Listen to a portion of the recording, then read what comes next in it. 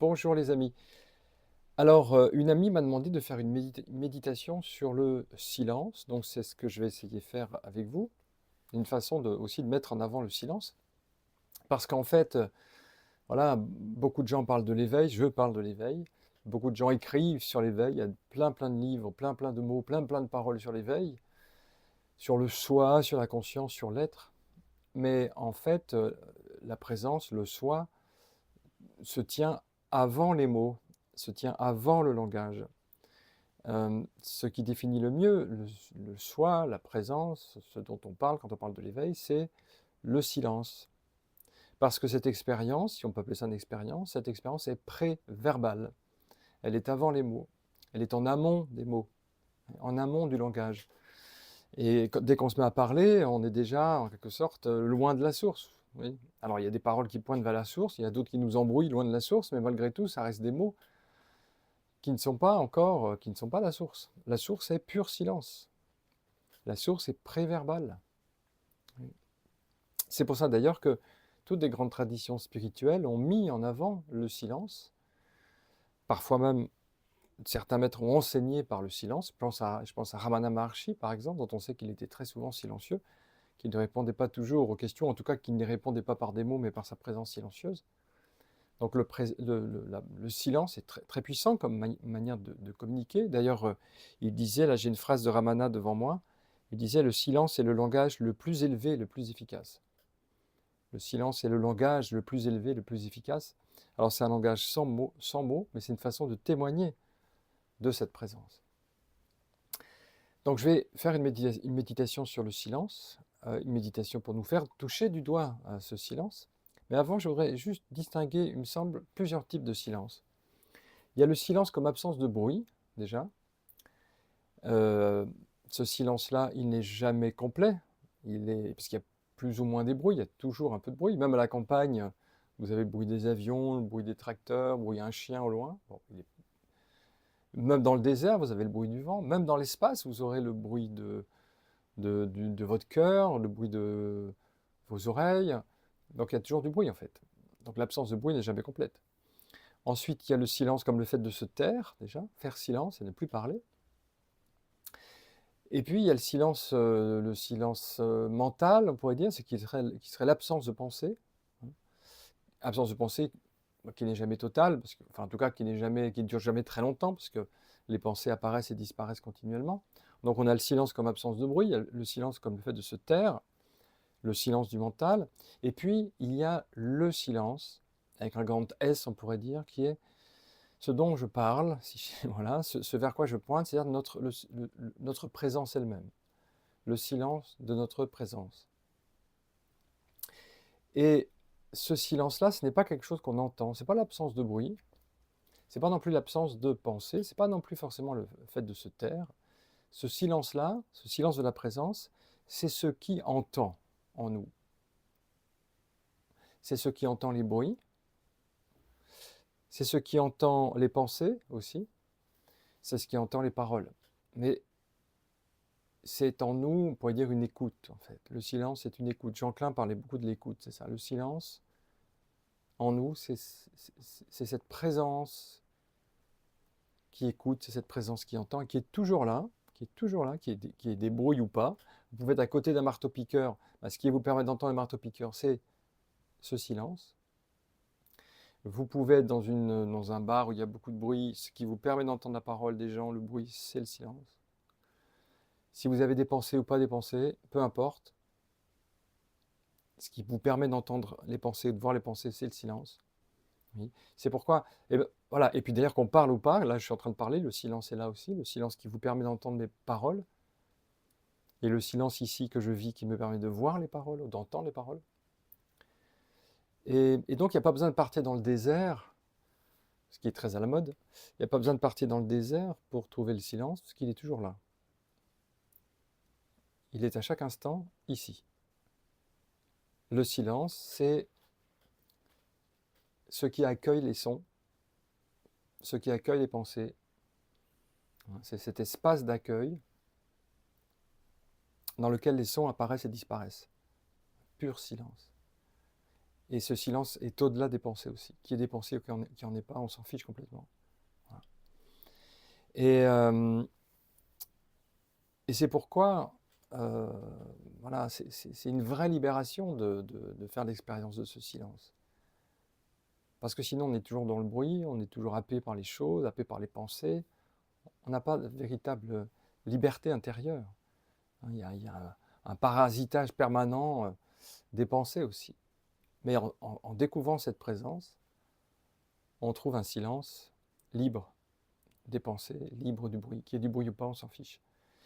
Et donc l'expérience d'éveil est préverbale. Et je me souviens que voilà, Douglas Harding insistait, hein, mon ami et mon maître, Douglas Harding insistait beaucoup là-dessus, en disant que oui, l'expérience d'éveil est préverbale, et d'ailleurs pour y conduire, on avait des expériences, hein, d'expériences de la vision sans tête que vous connaissez, et qui nous permettent qui ne sont pas verbales en fait, et qui nous permettent de faire l'expérience de qui nous sommes.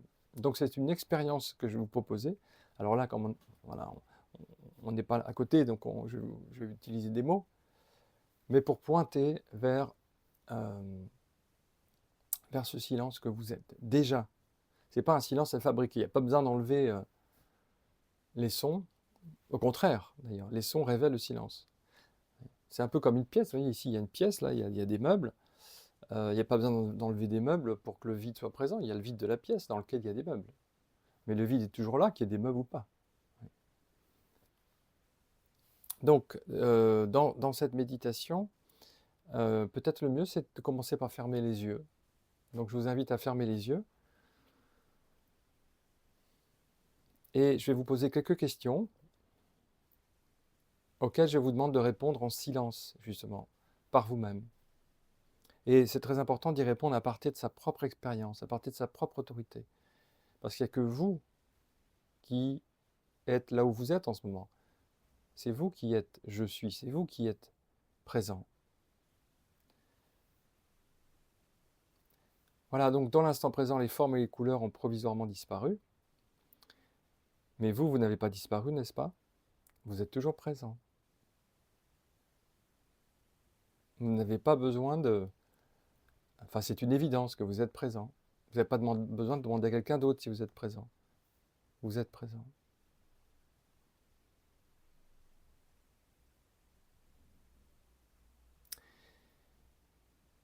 Et nous allons nous intéresser à cette présence que vous êtes.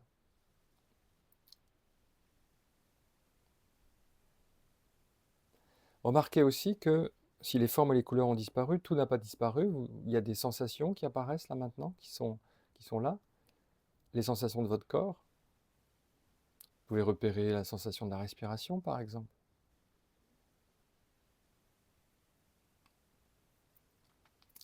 Les autres sensations du corps.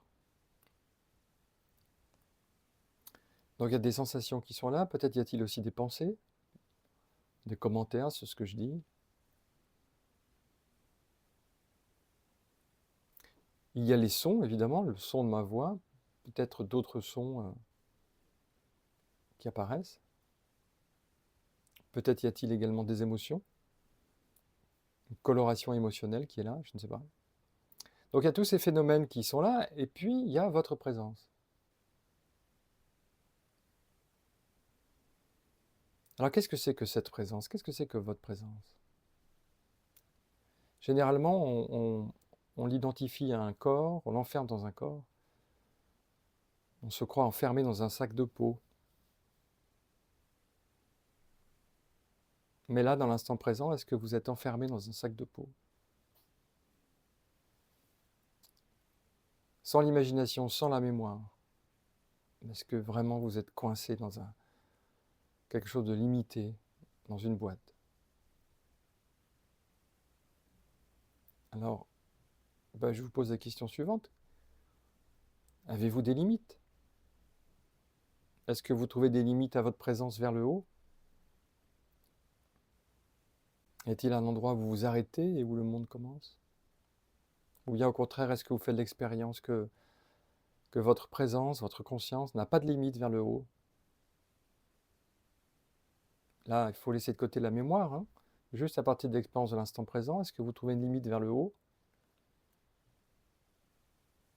Est-ce que vous en trouvez une vers la droite, vers la gauche,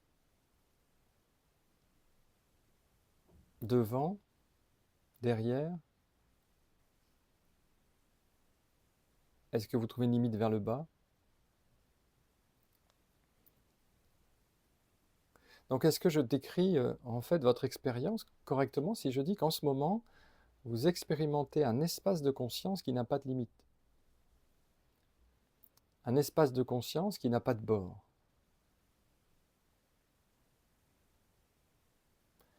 Et cet espace de conscience qui est sans limite, est-ce qu'on peut dire aussi qu'il est pur silence?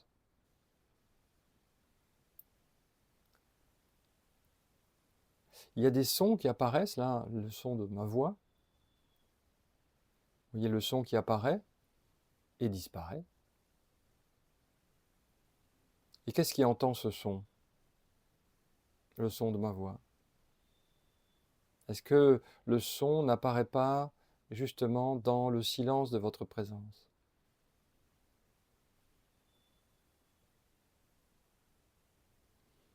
Est-ce que le son ne naît pas du silence pour retourner dans le silence?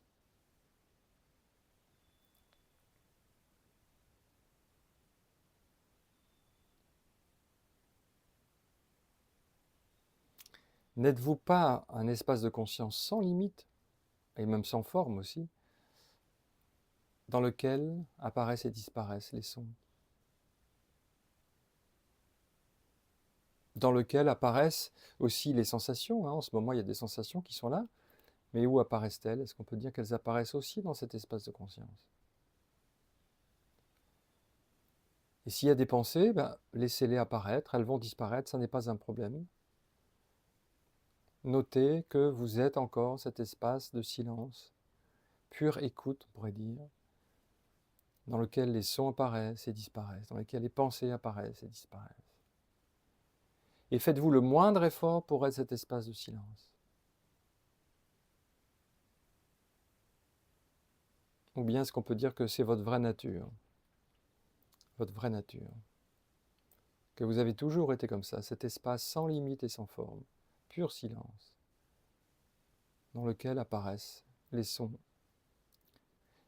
et disparaissent les sons. Est-ce que vous pouvez trouver une frontière, une distance entre votre silence et les sons de ma voix?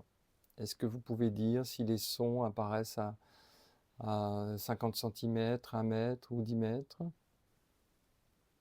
Est-ce qu'au contraire, vous expérimentez plutôt en ce moment que les sons apparaissent à 0 cm? En tout cas, que vous ne pouvez pas mesurer de distance entre le silence et les sons. Parce que vous allez mesurer une distance par rapport à quoi?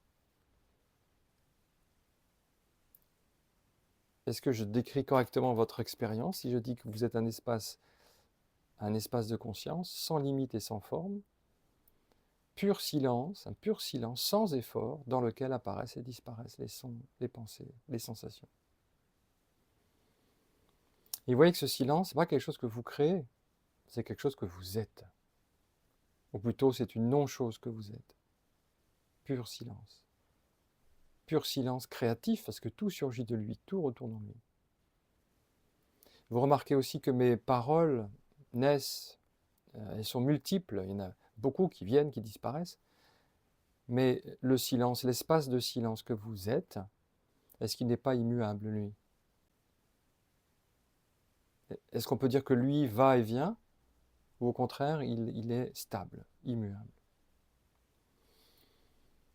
Et maintenant, si je vous demande d'ouvrir les yeux, vous avez un champ visuel qui apparaît, un champ visuel de forme et de couleur. Dans quoi apparaît-il? Est-ce qu'on peut dire qu'il apparaît aussi dans ce même espace, finalement, de silence, ce même espace de conscience que vous êtes?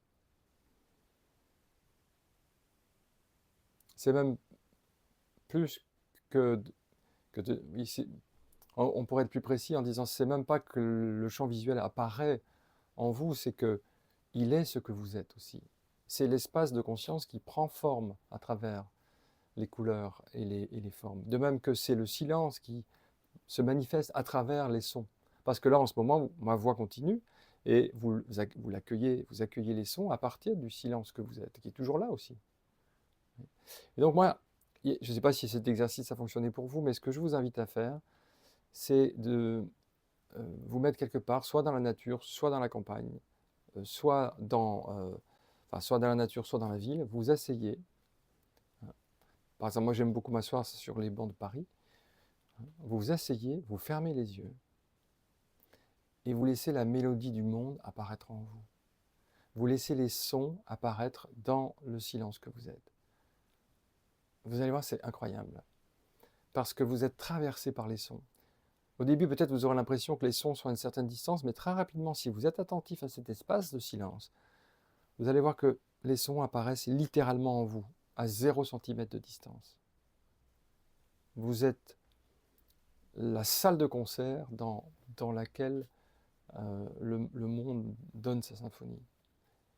Et en fait, c'est même votre symphonie à vous, parce que tous les sons émergent du silence et sont les vibrations du silence. Et c'est important, cette non-dualité. Donc, je vous invite à faire cet exercice, hein, qui est une joie en fait. S'asseoir, moi je le fais souvent, je m'assois, je ferme les yeux et je suis à la fois le silence et les bruits qui se manifestent dans cette présence que je suis. D'ailleurs, je disais tout à l'heure que le silence était utilisé dans beaucoup de traditions comme moyen de pointer vers notre soi. Mais les sons aussi ont été utilisés pour pointer vers notre soi, parce que voilà, les sons, beaucoup de maîtres se sont éveillés par les sons.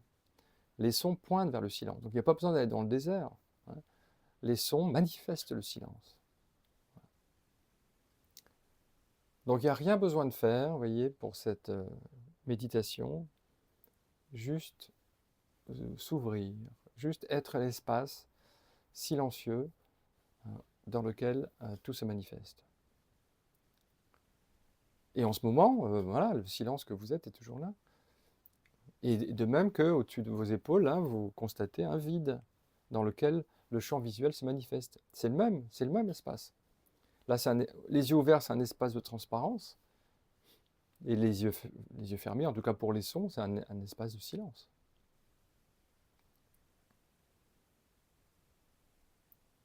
Donc,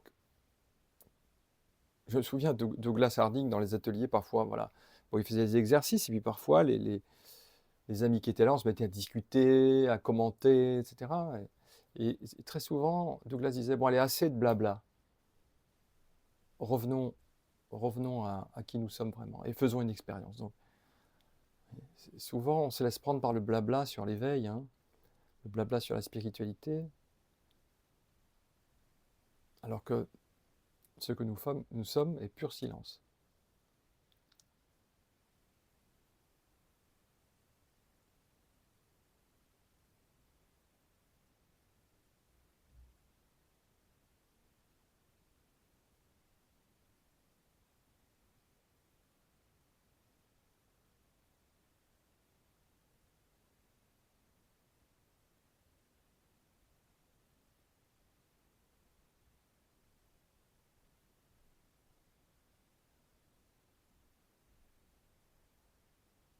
Il n'y a pas quelqu'un qui écoute les sons. Les sons apparaissent dans le silence.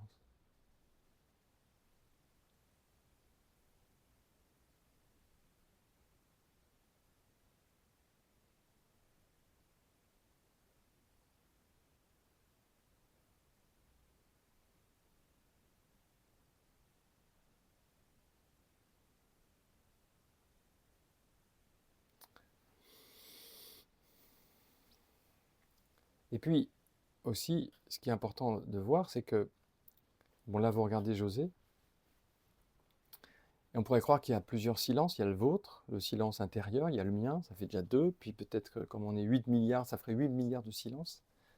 En fait, il n'y a pas 8 milliards de silences, auquel on pourrait rajouter d'ailleurs le silence des animaux, parce que là j'ai 2 chats à côté qui sont silencieux. On pourrait rajouter, voilà, et penser qu'il y a plein de milliards de silences. En fait, de combien de silences faites-vous l'expérience? Vous ne faites pas l'expérience de 2, 10, 1 milliard, 8 milliards de silences. Vous ne faites l'expérience que d'un seul silence. Parce qu'il n'y en a qu'un. Le silence, c'est l'un, L', c'est l'unique silence. Et donc, quand vous êtes conscient de ce silence, vous êtes conscient de ce que sont toutes les créatures. Car toutes les créatures sont ce silence aussi, car il n'y a qu'un silence. Et donc là, nous sommes un dans ce silence. Parfois, les mots nous séparent, hein.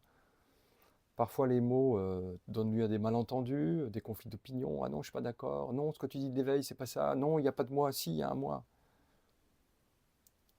Mais il y a quelque chose qui nous réunit complètement, c'est le silence. Parce que là, nous sommes un.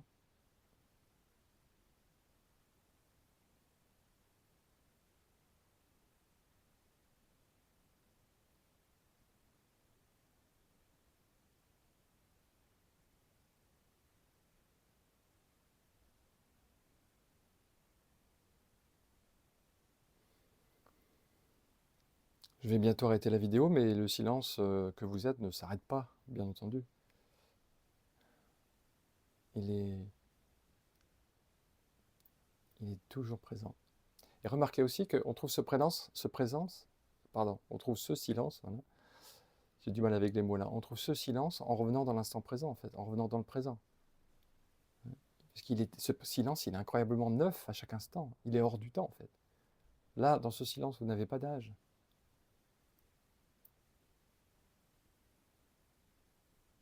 C'est le silence nouveau à chaque instant. C'est le silence printanier à chaque instant. Je veux dire par là qu'il est toujours créatif, toujours neuf. Sans limite, unique, sans âge, créatif. Regardez tout ce qui surgit de ce silence. Et libre. Parce que, quelles que soient les pensées qu'on a pu avoir, même les pensées les plus stupides ou les plus égotiques qu'on ait pu avoir, quels que soient les bruits qu'on a entendus, le silence, il reste toujours là. Pur. Non affecté. Comme s'il était là pour la première fois, et en fait, il est là pour la première fois. Et c'est ça qui nous libère aussi, c'est de trouver cette pureté du silence, qui nous lave littéralement parfois de nos soucis, de nos inquiétudes,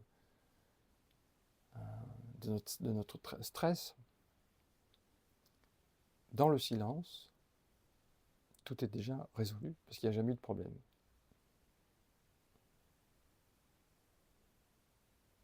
Et c'est chouette de voir ce qui surgit du silence, c'est toujours une surprise en fait. Je ne sais pas ce que je vais vous dire dans l'instant suivant, mais c'est libre, c'est spontané, et intéressant pour ça aussi. Qu'est-ce qui surgit du silence?